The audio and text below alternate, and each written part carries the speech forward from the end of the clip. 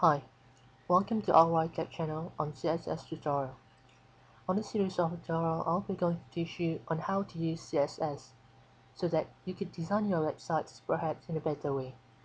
So let's get started with the overview of CSS so that you'll get a better understanding on what CSS is before we get more into the details. The first good question that you may ask could probably be, what is really CSS? The CSS stands for Cascading Style Sheet. And what cascading means that it is a style on top of the other, or in the other word of saying it, one element inherits its property naturally from the elements surrounds it.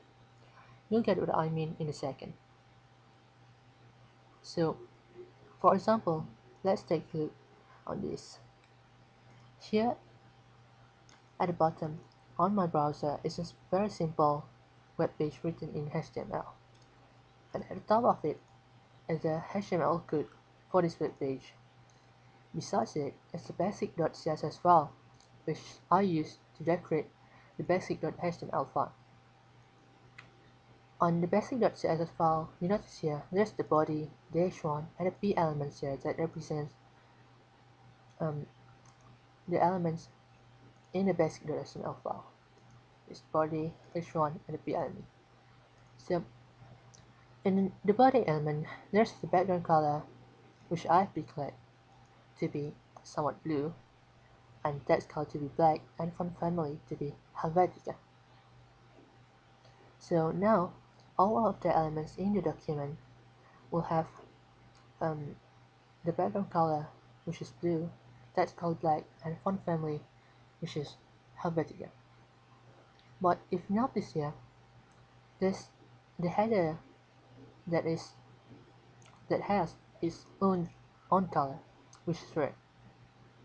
That's because I've declared the header, which is h1 element, to has its own color, which is red. So this color red will override the color black. So this color override this color. For more clarification, we look at the basic.html file. You'll notice the h1 element is below the body element. So whatever the body element has, the h1 element will have too, but not until the h1 element declared its own value that could override the uh, elements value in the body. So I'm gonna show you the last example.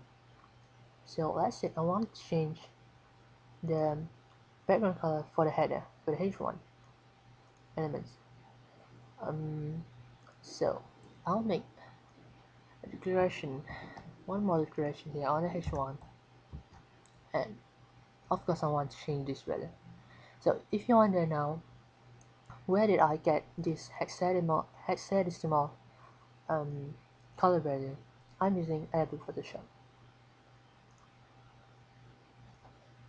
You could also use another application or some reference on a website, but I prefer this one. This is the Adobe Photoshop CS4. So let's say I wanted to pick color here, so I wanted to change its background color somewhat green. So that takes the screen. That's nice. So click Ctrl C, and here just paste it. Ctrl V, Ctrl S, see if it is, and click refresh. So now you notice here that the header now has its own background color. Instead of blue, it is now green. So I think that's enough for the introduction on CSS. Furthermore, meet me on next movie where I could explain to you more about CSS on our rytech channel, of course. So meet you there. Thanks for watching.